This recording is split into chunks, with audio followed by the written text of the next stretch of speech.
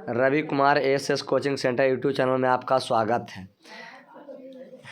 आज साइंस का हम पार्ट 8 लेकर आए हैं। पार्ट 8 इसके पहले 5 अधिपाठ हम 7 को पढ़ा दिए हैं। जो साइंस का 110 को VVI लघुत्तरीय प्रश्न का जो क्वेश्चन है, क्वेश्चन अर्थात 7 पार्ट हमने पढ़ा दिया है। इसका लिंक हम डिस्क्रिप्शन बॉक्स में डाल दिए हैं। उसको देखना चाहते हैं डिस्क्रिप्शन बॉक्स में देख सकते हैं। कहता 38 क्वेश्चन तक पहले हम पढ़ाया। क्वेश्चन नंबर 39 से चालू होता है। तो देखिए उससे पहले सुनिए। कहता उड़ान तो भरना है, चाहे कई बार गिरना पड़े, सपनों को पूरा करना है, चाहे खुद को भी लाना पड़े।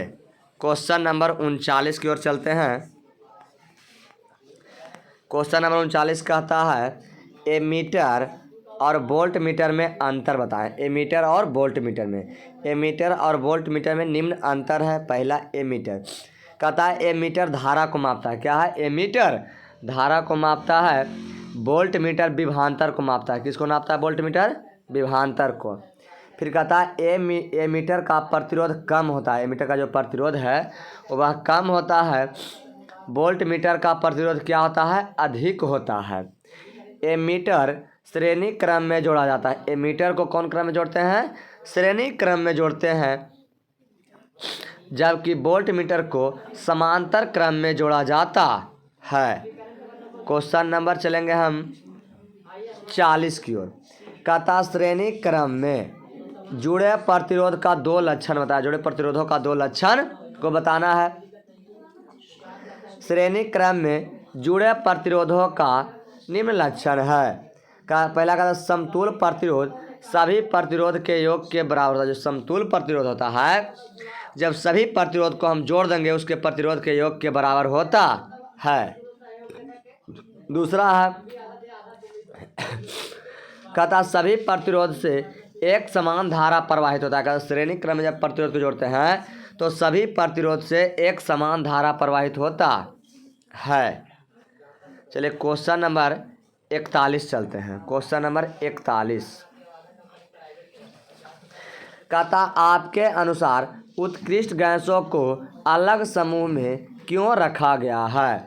कहता उस उत्कृष्ट गैस कहे, अकीरिय गैस कहे, नोबेल गैस कहे, इनर्ट गैस कहे, सब क्या होते हैं? एक ही होते हैं। कहता उत्कृष्ट गैसों की खोज मेंडलीव की आवर्त सारणी बनने के बाद हुई। कहता है जो उत्कृष्ट गैस यानी जो अकीरिय गैस है, जो उसका खोज हुआ है मेंडलीव की आवर्त सारणी जब बन गया था उसके बाद हुआ था। कहता और एक गैस क्रियाशील नहीं होते। कहता एक गैस है जो क्रियाशील नहीं होता, यानी किसी से भी क्रिया नहीं करती है। कहता इसीलिए मेंडलीव की आवर्त सारणी को छेड़छाड़ किए बिना इसे एक अलग समूह में रख दिया। कहता मेंडलीव की जो आवर्त सारणी था उसको में किसी प्रकार कोई छेड़छाड़ नहीं किया गया था। कहता क्योंकि ये रासायनिक रूप से अकीरिय होती। कहता जो है रासायनिक रूप से क्या होती है? अकीरिय होती है। चलिए क्वेश्चन नंबर 42 है। कहता डोबेराइनर के वर्गीकरण की सीमा क्या है? कहता डोबेराइनर के वर्गीकरण की सीमा क्या है?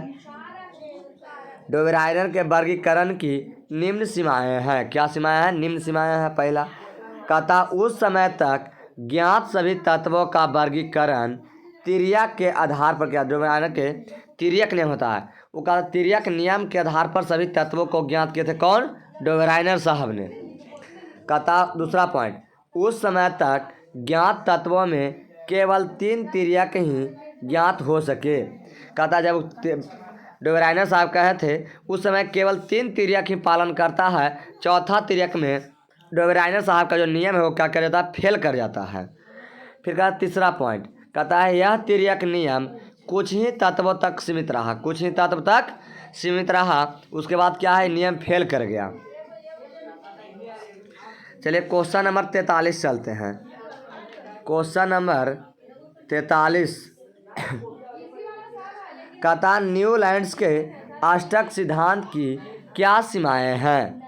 न्यूलैंड्स के अष्टक सिद्धांत की क्या सीमाएं हैं? तो कहता न्यूलैंड्स के अष्टक सिद्धांत की निम्न सीमाएं हैं। निम्न का मतलब क्या होता है? निम्नलिखित सीमाएं हैं। पहला पॉइंट कहता है यह सिद्धांत केवल हल्के तत्व यानी कैल्शियम तक ही लागू होता है। कहता है न्यूलैंड्स का जो अष्टक नियम है,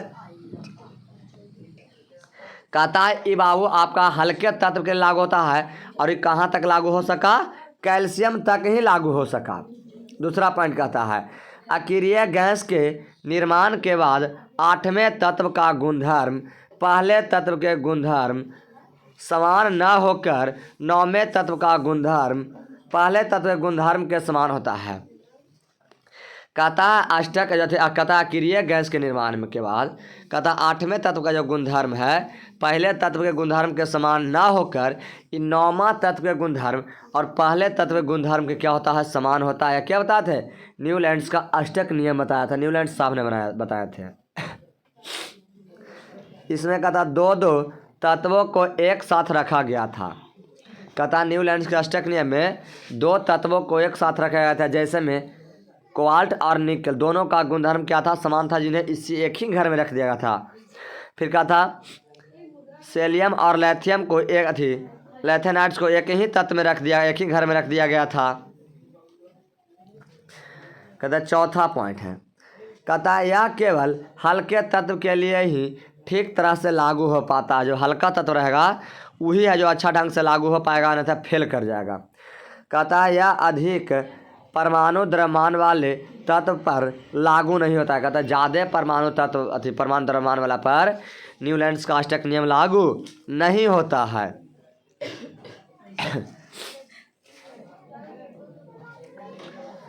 कहता कार्बन एवं इसके यौगिक का उपयोग अधिकतर कार्यों में ईंधन के रूप में क्यों किया जाता है। कहता है कार्बन एवं इसके यौगिक का जो उपयोग है अधिकतर कार्य में हम लोग ईंधन के रूप में क्यों करते हैं या क्यों किया जाता है। कार्बन एवं इसके यौगिक का उपयोग अधिकतर कार्यों के में ईंधन के रूप में इसलिए किया जाता है क्योंकि यह दहन के फलस्वरूप अत्यधिक उष्मा, जब जिसको हम जलाते हैं तो अत्यधिक मात्रा में क्या मिलती है, उष्मा मिलती है। और इसमें कार्बन एवं हाइड्रोजन की मात्रा अधिक होने कारण, कहता है इसमें कार्बन और हाइड्रोजन की मात्रा अधिक होने के कारण इसका ज्वलन ताप क्या होता है, समान हो जाता है, नॉर्मल होता है। चलिए क्वेश्चन नंबर चलेंगे हम 45 की ओर। कहता जल की अनुपस्थिति में अम्ल का व्यवहार अम्लीय क्यों नहीं होता है। कहता कि जब जल अगर नहीं रहेगा अम्ल में तो उसका व्यवहार अम्लीय की तरह क्यों नहीं होता है। कहता अम्ल केवल जल में घुलकर हाइड्रोजन H पर प्लस चार्ज होता है, उसको हम लोग क्या कहते हैं, हाइड्रोजन आयन कहते हैं। कहता हाइड्रोजन उत्पन्न करते हैं। कहता हाइड्रोजन आयन की उपस्थिति के कारण अम्लों का व्यवहार अम्लीय होता है। जब कहता हाइड्रोजन आयन में उपस्थिति के कारण अम्लों का व्यवहार अम्लीय तब होगा जब उसमें जल की अनुपस्थिति में हाइड्रोजन आयन नहीं बना पाता है। जब अम्ल को जब जल में घोलेंगे तभी हाइड्रोजन आयन बनाएगा और तभी वह अम्लीय प्रदान होगा, अन्यथा अम्लीय प्रदान नहीं होगा। कहता इसी कारण अम्ल अपना अम्लीय व्यवहार नहीं करता है। चलिए क्वेश्चन नंबर अगला है 46। कहता ताजे दूध के pH मान 6 होता है, दही बन जाने पर इसके pH मान में क्या परिवर्तन होगा। कहता दही में कौन सा अम्ल पाया जाता है, तो लैक्टिक अम्ल पाया जाता है। अर्थात जब दूध से दही बन जाता है तो वह अधिक अम्लीय होता है। अधिक अम्लीय का मतलब क्या होता है, अधिक खट्टा हो जाता है। किसकी अपेक्षा, दूध की अपेक्षा हो जाता है। कहता इसीलिए इसका pH मान 6 से क्या हो जाता है, कम हो जाता है। इसका pH मान क्या है, 6 से कम हो जाता है। चलिए क्वेश्चन नंबर 47 है। कहता जंतुओं में रासायनिक समन्वय कैसे होता है। कहता जंतु में है जो रासायनिक समन्वय कैसे होता है। कहता जंतुओं में रासायनिक समन्वय कुछ रासायनिक पदार्थों से होता है, जिसे हम लोग क्या कहते हैं, हार्मोन कहते हैं। क्या कहते हैं, हार्मोन कहते हैं। इसके द्वारा, किसके द्वारा, हार्मोन के द्वारा ही जंतुओं में रासायनिक समन्वय हो पाता है। अगर जिस जंतु में अगर हार्मोन नहीं रहेगा तो उस जंतु में रासायनिक समन्वय नहीं होगा। ये अंतःस्रावी ग्रंथि के द्वारा क्या होता है, स्रावी यानी बहाव इसका होता है। किस ग्रंथि के द्वारा, अंतःस्रावी ग्रंथि के द्वारा इसका बहाव होता है। क्वेश्चन नंबर 48 कहता धातुओं तथा अधातुओं में अंतर स्पष्ट करें। धातुओं और अधातुओं में निम्न अंतर है। पहला धातु देना एक पटी अधातु। कहता धातु आघातवर्ता तथा तन्य होती है। जब धातु में क्या होता है, आघातवर्ता तनता यानी टाला पर क्या टना जाता है, जबकि अधातु है जो आघातवर्ता एवं तन्यता नहीं होती है, या क्या होता है बंगूर हो जाता है, जैसे को तिरिएगा तो वह क्या होता है टूटने लगता है, अधातु है जो। कहता धातु में चमक होती है, धातु में चमकदार होती है, धातु क्या चमकता है, जबकि अधातु नहीं चमकता है। लेकिन एक अधातु है जो अपवाद है, जिसका नाम क्या है, आयोडीन। आयोडीन अधातु होते हुए भी वह क्या है, चमकता है। धातु ऊष्मा तथा विद्युत का सुचालक होता है। कहता धातु है ऊष्मा तथा विद्युत का सुचालक के मतलब जगह में लाइन पार कर जाता है उसे हम लोग सुचालक कहते हैं। का जैसे हो गया, इसमें एक अपवाद क्या है आपका, शीशा धातु है लेकिन इसमें लाइन पार नहीं करती है। कहता अधातु ऊष्मा एवं विद्युत का क्या होता है, कुचालक। अधातु पदार्थ में लाइन पार नहीं करती है ठेठ हिंदी में, लेकिन इसका में एक अपवाद है ग्रेफाइट। ग्रेफाइट क्या है, विद्युत का सुचालक है, यह अधातु होते हुए भी इसमें लाइन पार कर जाता है। ग्रेफाइट का हम लोग प्रयोग पेंसिल में करते हैं, पेंसिल का काला भाग है उसमें ग्रेफाइट का प्रयोग किया जाता है। अगला है चौथा पॉइंट। कहता धातु ठोस होती है जबकि अधातु ठोस और गैस दोनों होती है। लेकिन एक ब्रोमीन है, ब्रोमीन क्या है, अधातु है लेकिन वह क्या है, द्रव अवस्था में रहती है। धातुएं के गलनांक एवं क्वथनांक कुछ होती है। धातुएं की गलनांक एवं क्वथनांक क्या होता है, ऊंच होता है। ऊंच का मतलब क्या होता है, अधिक होता है। अधातु के गलनांक एवं क्वथनांक क्या होता है, निम्न होता है। निम्न का मतलब क्या होता है, कम होता है। अगला है ऑक्सी हीमोग्लोबिन क्या है। ऑक्सी हीमोग्लोबिन क्या कहता है, हमारे शरीर में आरबीसी का मतलब क्या होता है, रेड ब्लड सर्कुलेशन यानी लाल खून में हीमोग्लोबिन के नाम का एक प्रोटीन पाया जाता है। कहता है खून में एक हीमोग्लोबिन नामक प्रोटीन पाया जाता है जिसका काम है गैसों, जैसे गैस CO2 हो गया, O2 हो गया, इस गैस का वहन करना का क्या होता है, परिवाहित करना। उसे हम क्या कहते हैं, जब हीमोग्लोबिन ऑक्सीजन से मिलता है, यानी मिलता है मतलब अभिक्रिया करता है, तो हम ऑक्सी हीमोग्लोबिन जो ऑक्सी हीमोग्लोबिन बनाता है, कहता है जब हीमोग्लोबिन और जब ऑक्सीजन आपस में अभिक्रिया करते हैं तो जो उससे उत्पाद निर्माण होता है उसे क्या कहते हैं हम लोग, ऑक्सी हीमोग्लोबिन कहते हैं। लेकिन जब यही हीमोग्लोबिन जब कार्बन डाइऑक्साइड से अभिक्रिया करेगा तो अनऑक्सी हीमोग्लोबिन का निर्माण करता है। देखिए हम नीचे लिखें ऑक्सी, कहता है हीमोग्लोबिन प्लस ऑक्सीजन क्या मिलकर बनाया, ऑक्सी हीमोग्लोबिन बनाया। जब यही हीमोग्लोबिन यहाँ पर रहता, यहाँ पर कार्बन डाइऑक्साइड रहता, तो यहाँ पर उत्पाद के रूप में हमें क्या बनाता, अनऑक्सी हीमोग्लोबिन का निर्माण करता। चलिए क्वेश्चन आगे है, रक्त के दो कार्य को लिखें। तो रक्त के दो कार्य क्या है, निम्नलिखित है। रक्त का मतलब क्या होता है, खून। कहता है ऊतक को ऑक्सीजन में, ऊतकों को ऑक्सीजन पहुंचाना। ऊतक जहाँ जहाँ रहता है, खून का काम है कि ऑक्सीजन को वहाँ तक प्रवाहित कराने पहुंचाना। कहता दूसरा पॉइंट, उत्सर्जित पदार्थों को बाहर करना। उत्सर्जित पदार्थ के बाहर करना, उत्सर्जित पदार्थ कहते हैं किसको? तो जो हमारे शरीर में हानिकारक पदार्थ रहेगा उसको क्या करता है? बाहर का। जैसे यूरिया, कार्बन डाइऑक्साइड हो गया, पेशाब हो गया, ये क्या है? हमारे उत्सर्जित पदार्थ है, हमारे शरीर के लिए क्या है? हानिकारक है। कहता तीसरा पॉइंट है, कहता शरीर का ताप नियंत्रण का, जो खून के कारण ही हमारे शरीर का ताप है जो क्या होता है? नियंत्रण होता है। चलिए अगला क्वेश्चन है, क्वेश्चन नंबर 51। कहता है प्रत्यावर्ती धारा एवं दिश धारा में अंतर स्पष्ट करें। कहता है प्रत्यावर्ती धारा, दिश धारा। प्रत्यावर्ती धारा को हम लोग एसी कहते हैं, जो हम लोग घर में प्रयोग होता है। अब बैटरी वाला लाइन को हम लोग क्या कहते हैं? डीसी कहते हैं, यानी डिश धारा कहते हैं। और घरेलू लाइन में हम लोग प्रयोग करते हैं, क्या लोग कहते हैं? एसी, यानी प्रत्यावर्ती धारा कहा जाता है। कहता है प्रत्यावर्ती धारा एवं दिश धारा में निम्न अंतर है। पहला प्रत्यावर्ती धारा, दूसरा एक पड़ी दिश धारा।